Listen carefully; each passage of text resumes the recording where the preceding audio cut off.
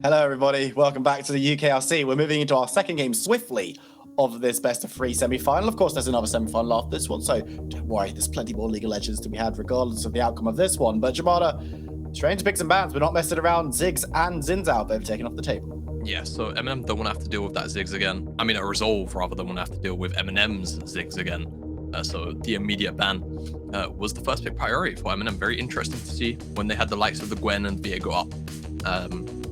So it clearly does show where exactly they want to put their focus, and Resolve two champions out of MNM's draft from last game banned away. With the Lucian as well, Tristana gone, Diana, Thresh, both off the table. So again, same kind of champions, Viego up, Gwen up, a couple of the key AD carries as well. So let's see exactly what MNM are going to do this time around, because Resolve, they seem very fixated on this Viego pick. And obviously sometimes it works, sometimes you don't. We'll have to see whether we can see a different level of impact, whether it's Otta still piling it, or whether it's going to be Bakugou this time, or Kenruro is yet to obviously be seen. But let's see how MNM want to change up their draft this time, because the Ziggs priority has to change. Looks like Lee Sin is going to be one of the champions here picked up for MNM in the first rotation. And usually you would see someone like a strong side bottom laner locked in with something like Lee Sin straight away from the get-go. Whether it's an AD carrier or a support is yet to be seen, but expecting something relatively lane dominant regardless of what the lane is with this lane lock-in. And Set certainly can beat that into a fair amount of matchups. Yeah, Set really, really great if they want to put it down into that support role, or they could put it into a different area. You know, you could go into one of those solo lanes as well. Flexibility is the name of the game for both of these teams right now. As I say, Viego, fixates on the pick, can be played by anyone on the top side, really. So it's a nice one just to grab, and Gwen is still available if Resolve Academy wanted to try and pair up these two. Seraphine was something we saw banned away last game, I believe, but has been locked in now. So again, could be going to Otta, could be going to Regan. Adds a little bit more team fighting prowess than maybe we saw from last composition. Yeah, definitely so. And if this Volibear does get locked in, which is definitely a possibility, you're already looking at a really strong sort of moving forward death ball kind of composition with Seraphine healing up her bruises. We'll have to see. It's been hovered for a while, which normally we'll have to see. Yeah, there you go. All right, it's going to be swapped over. So Nautilus in the bottom side now for Regan. Seraphine still flexible between Aura and MyQ.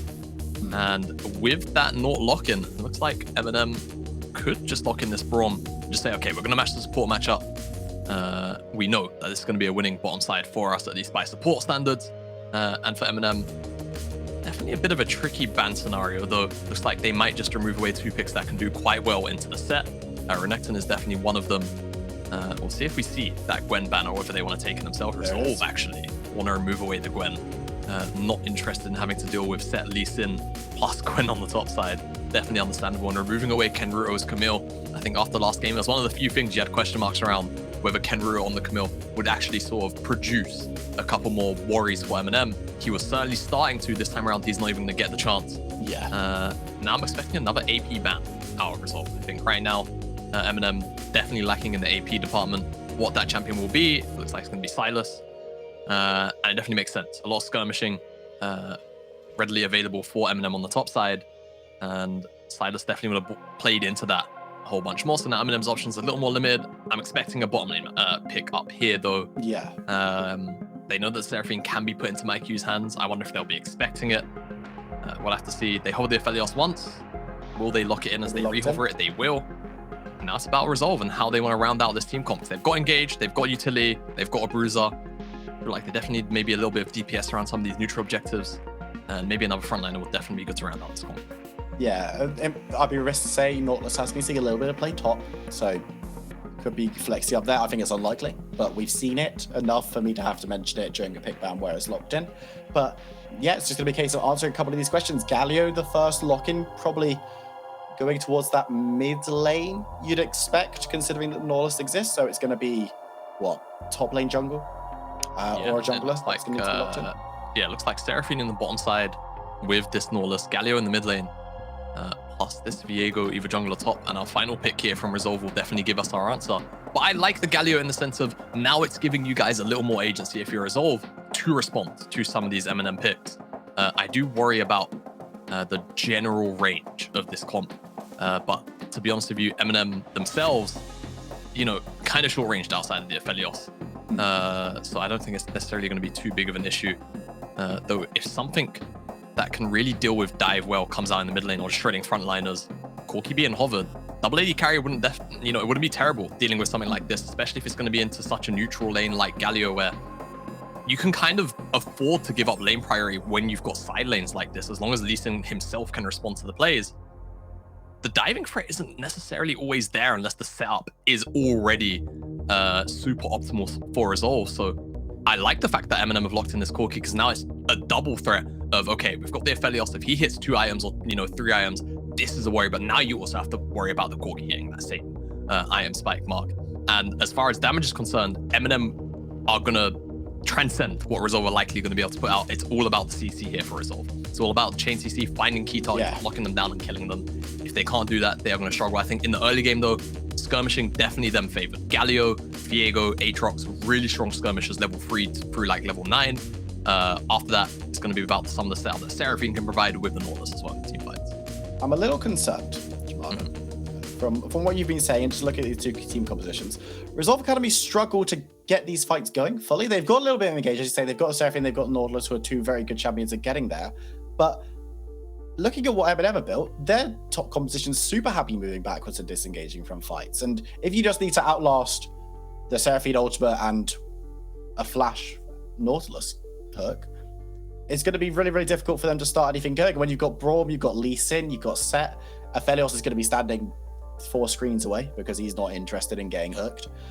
Is there a world where Resolve Academy, if we see a similar game to the one we saw last game, where things are very, very slow, not that much action is kicking off, are they going to be able to dictate the tempo at all with what they built?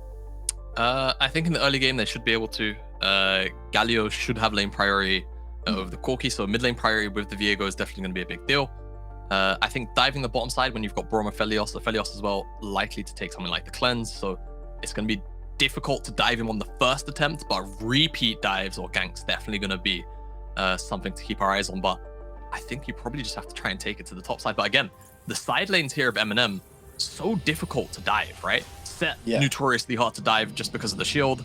That's a very loud it's inclement weather outside. Side laners very difficult to dive, right? Doing the Braum and the Aphelios and then Set kind of existing. If Lee Sin's there to cover these dives, it gets even harder. And again, these Resolve champions, they deal a lot of damage on their spikes, right? Viego, 1 item, 2 item, Aatrox, Gore Drinker. Outside of that, it's like you're mostly working with CC, and you have to chain the CC perfectly and burst down these targets within those durations. But if somebody like Klotz gets in the way of the CC chain, or somebody like Aragon gets in the way, or Godonica kicks away somebody who was looking to keep the CC chain going, life can get very it can just get very, very difficult to actually execute these kind of things. So I am a little bit preliminary worried for Resolve, but I think again, when you've got mid lane priority, you've got a lot of strong skirmishing between mid, jungle, and top. If you can use these tools to your advantage, then I can definitely see you procuring a lead and moving forward, potentially shut down some of the scaling options that MNM have drafted for themselves. But again, a lot of safety in these scaling options is what MNM have gone for. We found our way onto the Rift. It is MNM Gaming on the red side this time around, Resolve Academy on the blue. Winner of this game, well, if it's MNM, they're through to the final, through to Telia Masters, doing everything that they've wanted to do this entire split long. If Resolve Academy pick up the win here, it will tie up the series and we'll go to a third and final matchup. Remember, Vision and London Esports will be following immediately after the conclusion of this series, so there's really no excuse for you to turn off your monitors. If it's raining like it is at Jamadas, you don't want to go outside anyway. Don't be silly. Stay inside and watch UK League of Legends. That's what. Practically, it's storming outside, so I don't... Unless you like standing outside in storm weather, which to be fair is pretty nice if you've never done it. Highly recommend you do it at least. Roger, pretty funny.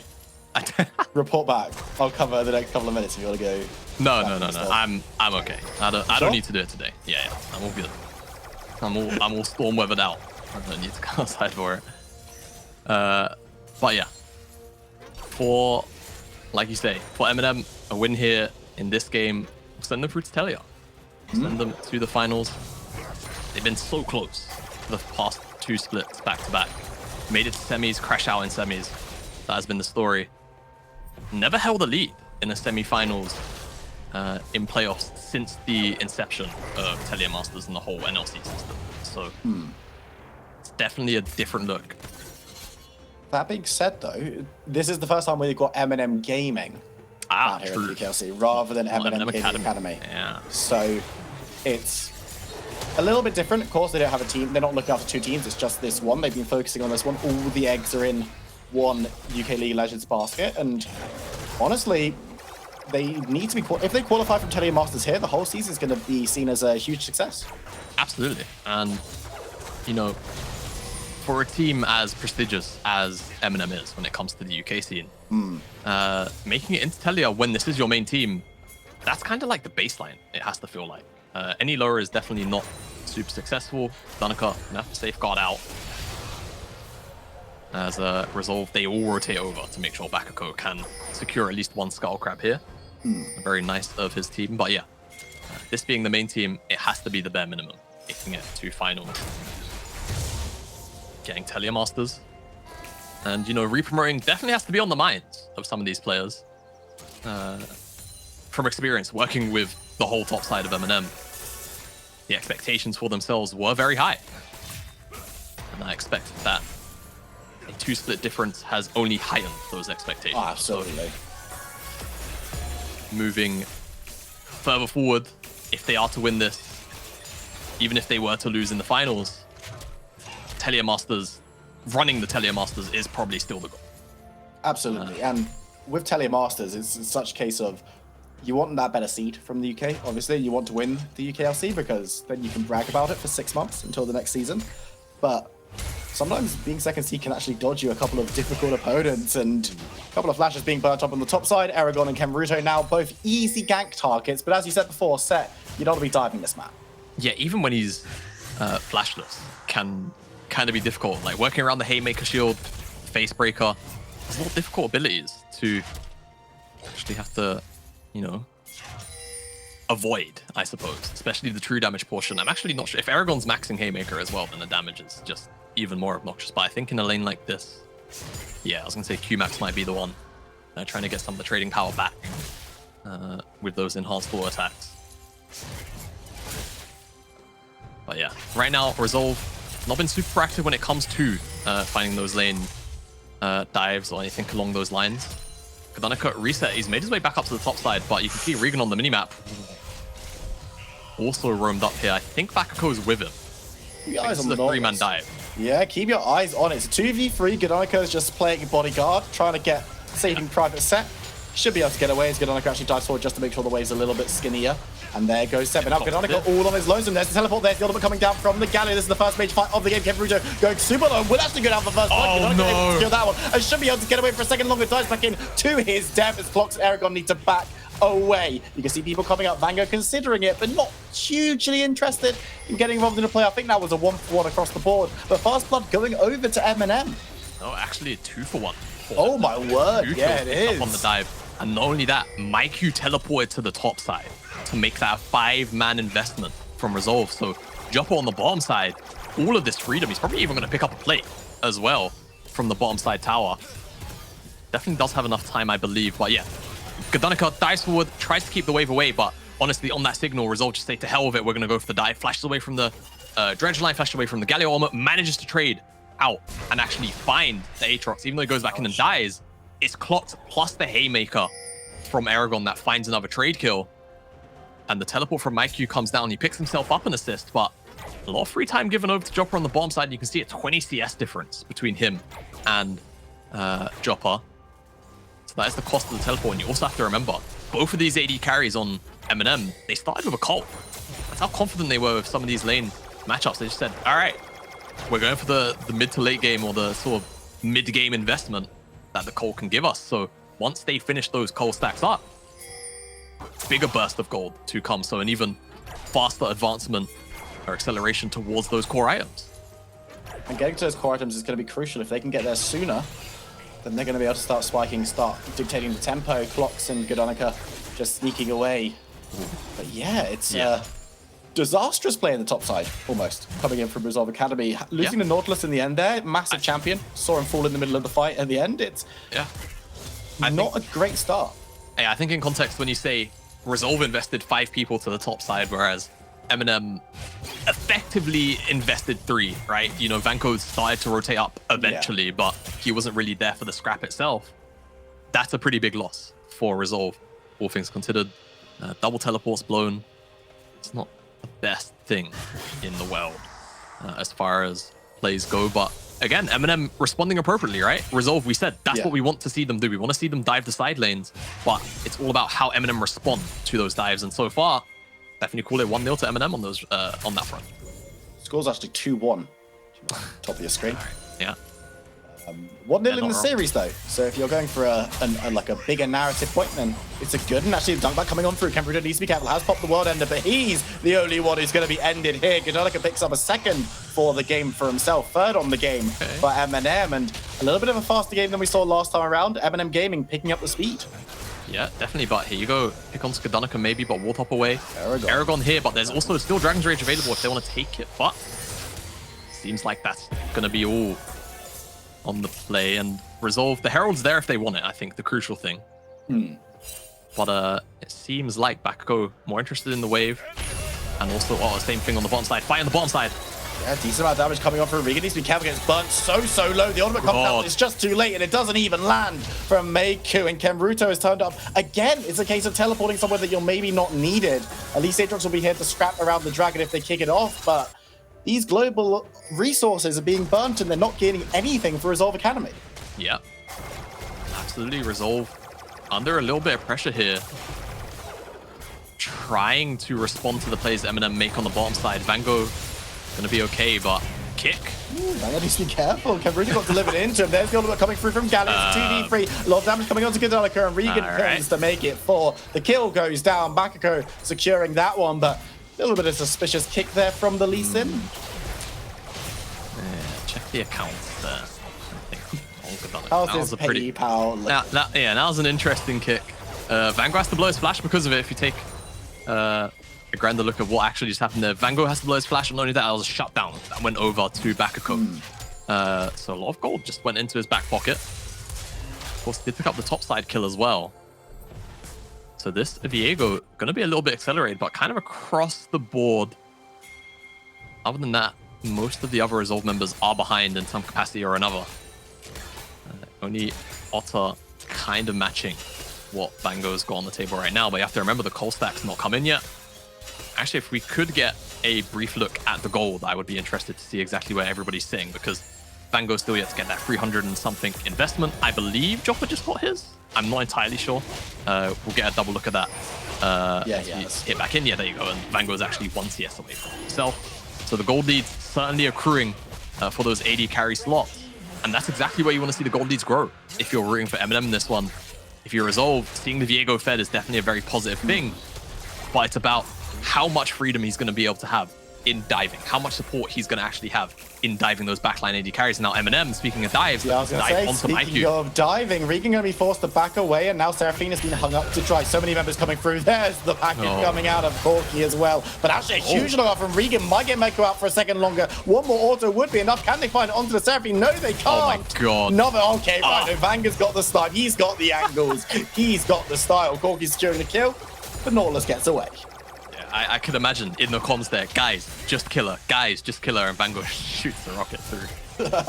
Doesn't manage to find it in the end, and now, trade, immediate from Resolve. I love this. This is what we had to see from them in the last game. They have the Herald.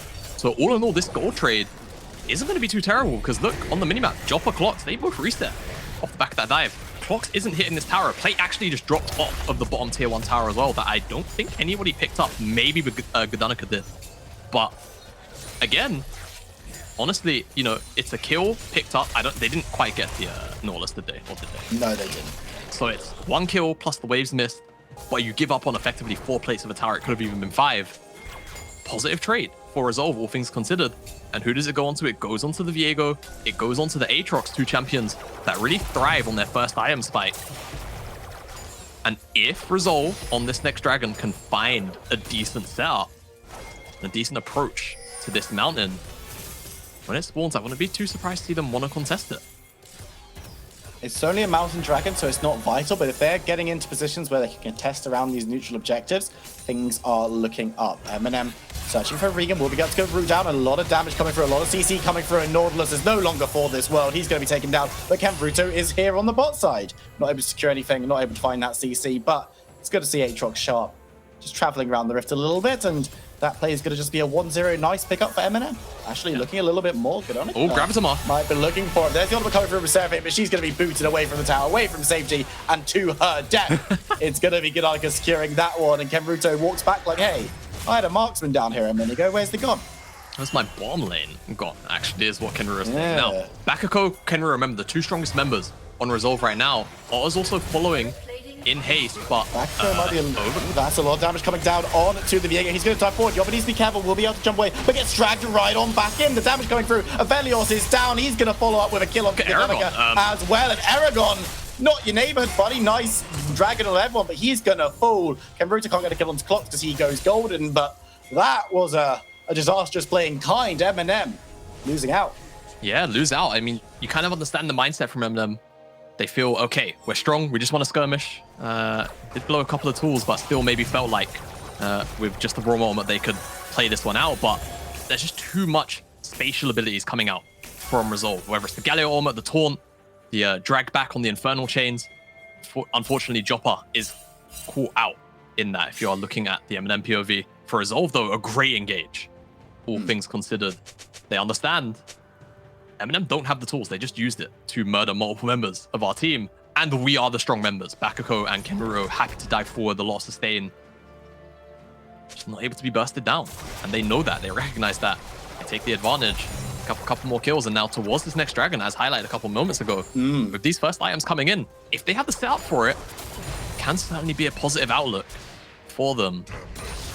And it has to be the window as well. You have to remember, Joppa, Vango, 2 AD carries that will hit these massive item spikes. Once they hit the second item, they'll be so strong, so irritating to deal with all these pure tools that MNM have around them, that you have to try and press whatever advantage you can. They still sit 1,000 gold down, but Resolve definitely in a position where they can look very, very menacing with all of the CC. And I mean, they've got gold leads on a couple of their crucial members, and as you said, it's Bakako, it's Kenbruto. These guys, if they're around this objective when it spawns up, it's tricky to fight into. However, Maiku goes towards that death brush that's been set up by MNM. He's going to have a bad time, finds out exactly what's going on, hangs out mid, and will be able to try and defend this tower for as long as possible. 30 seconds on that potential big play, and it looks like both of these teams do want to contest this objective. Yeah, definitely so. Kenriro is staying on the top side because he does have teleport. Aragon rotated down. Going in, trying to find someone, finds the Nautilus, and Regan is gone. He's just instantly deleted. The set armor was burnt to grab that kill, but nothing else. Actually, Gnotika using the kick as well. So a couple of ultimates burnt for the pick, but will that be enough to secure themselves the objective? It should be with the numbers advantage. However, Aragon is going to move up to the top side, and that's going to give Kenriro potentially a window to actually teleport down, assuming he dips off this wave, which seems like he actually won't. So now Aragon actually has the opportunity to stick with him. However, Bakako, they trading up with Dragon. They're going to maybe just look for a dive outright. Yeah. But I mean, Aragon, oh, he just used Haymaker. He's a very easy target. Oh, he is, and he's not going to have the shield. He goes low, and it's going to be a trade. It's Dragon secured, as we said it might be, by MNM for Resolve Academy, able to pick up this top tower in return. Yeah, and Package also just blown for what reason, I'm not sure. And that was also the Valkyrie, so that's the, oh no. Damage has turned around at Otter. You've been baited, son. I think Jamada was along for the ride with you. But Gnotika coming on through. Teleport has been used by the Aatrox. Can Gnotika find the snipe? No, he can't. Now he's going to be chased down by the Aatrox. Looking to get onto Galio. One more order is all that it would take. But Otter turns around so much CC. He'll go down eventually, though. And Aatrox a little bit too slow on the draw to make that play work. Joppa and Clocks moving into mid lane. It'll be a 2v2. Bot lanes in the mid side, but no one's going to be caught out.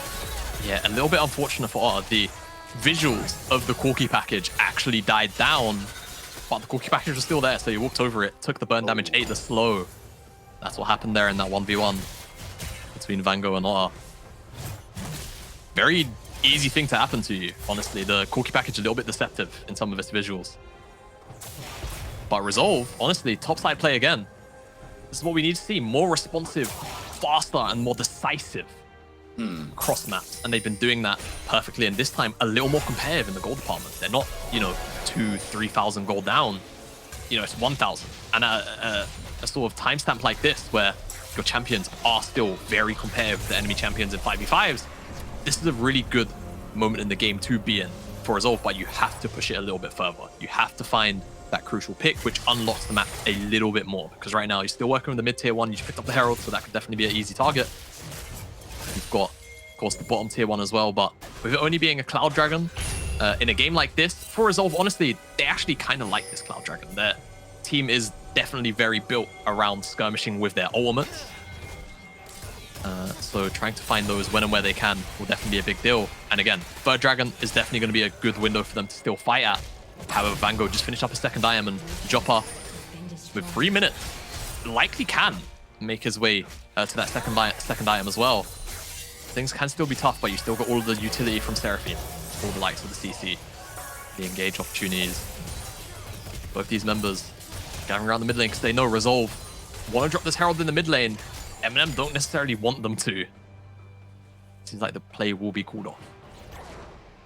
They're just gonna back away. You don't want to be fighting too much. And this game is super close. There's a couple of 1,000 gold in the back pocket of MNM, but past that, there's not really too much to separate these two teams, which does make sense since our top 4 this season was super close. Very tough. You will say that MNM were maybe the cream of the crop, notably, in this season, but the chasing pack were not too distant from them, and Resolve Academy, for large periods of the season, looked like one of the strongest teams in the league. So we talked a little bit about MNM, if they win this game, going up in the expectations. Resolve Academy, the first season that it hasn't been Resolve, of course, they spent 1 season here doing that undefeated run, and now this is their Academy roster. Good development on all these players who, remember, a lot of them were expected to be playing in UKEL this season. Yeah, I mean, you have to really take it into a larger context when you say this was supposed to be a UK roster for one. And as far as the UK players are concerned, obviously with the original roster of FGG in the support role, 3 rookies, pretty much. None of those players had played competitive play before, and they were tearing up. And I mean, even FGG promoted up into the NLC roster, doing a damn fine job. So even for FGG, I hope he's able to find an opportunity again in the NLC. And as for the players here of MyQ and R, definitely a season they can look back on and be very happy and proud of. Even if they drop out here, but I don't know if you want to be there, buddy. I think he might go down, but the teleport coming in behind was going to make God, the damage! Vango took so much damage, he won't be able to catch a kill, and it will be the shutdown. Now the damage is fighting for Resolve Academy. Aragon, not going to overcommit though, does back away, but there was so much damage coming out of the Corki, but they were able to take him down.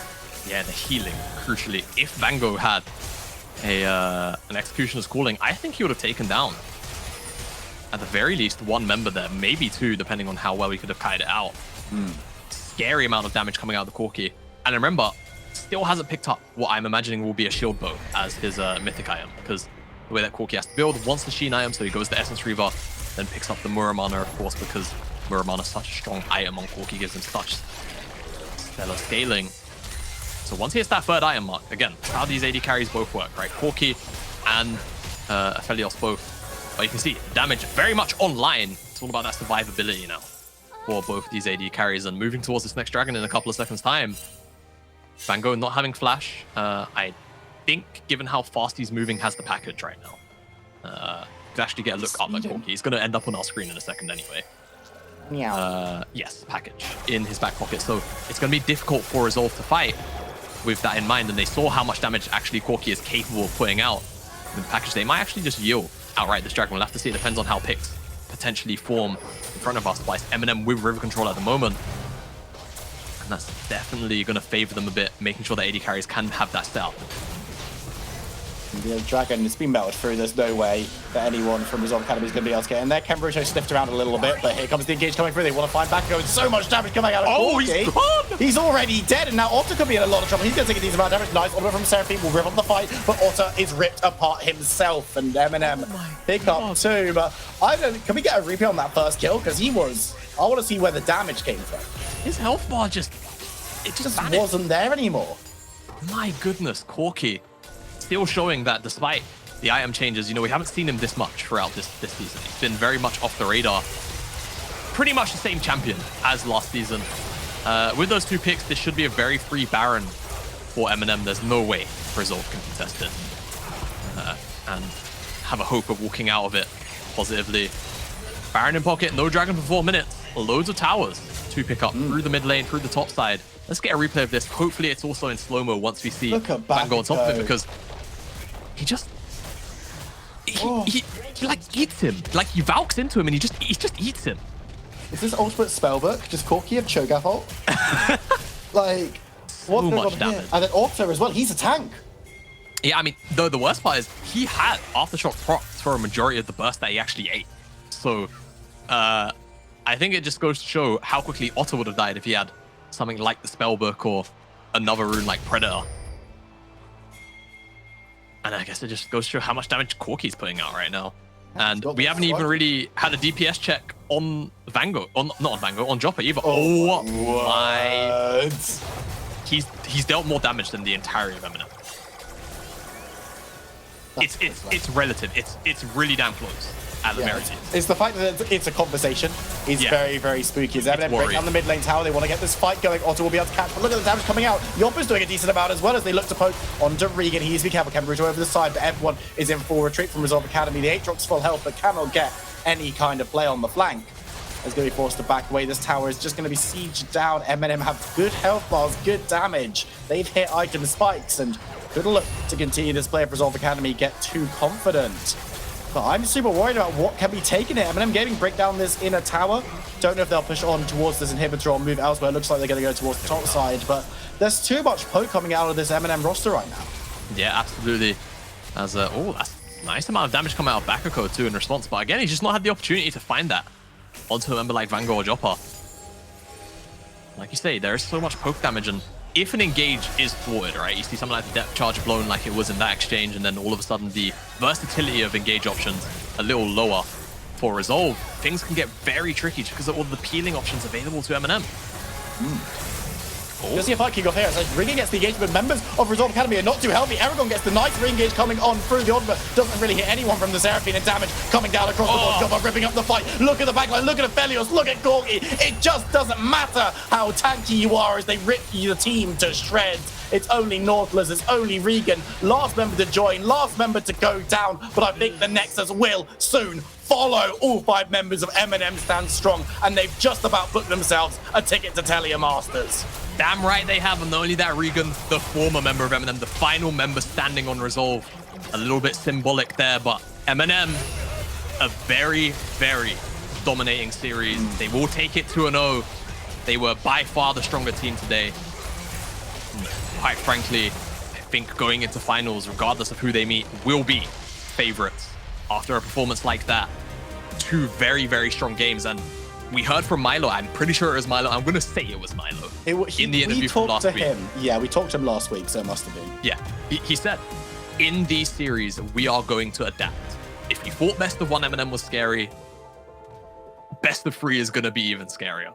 And I think, at least here today, definitely shown that, because it seemed like they had such a good read on Resolve, particularly in the second game. They said, okay, Resolve likely to be a little more aggressive.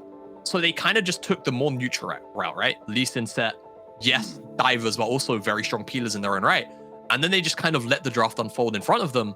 And then they ended up with this 2-carry composition where they had all of these peeling tools. It was very hard to dive the side lanes, which was, realistically, after game 1, what we wanted to probably see Resolve do. So honestly, really smart stuff from MNM. Definitely commiserations to Resolve.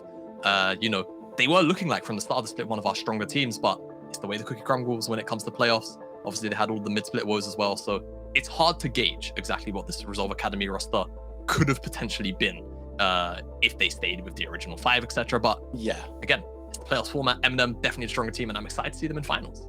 Yeah, I'm really hyped to see them. Of course, Resolve Academy's members, this is probably the last time we'll be able to speak about them, all looked exceptionally good in their own rights throughout the season. I'm sure we'll see plenty of them at this level, if not higher, going forward in the coming days and seasons, because a lot of them are young players and a lot of them are rookies. So it was a really, really good first showing from them. But this time around, MNM Gaming just a little bit too strong. We're going to jump to a short break. When we come back, we're going to be talking to MNM's coach, and we're going to be seeing what you can whip up on the drawing board, Jamala. So don't go anywhere. We'll see you in a few minutes.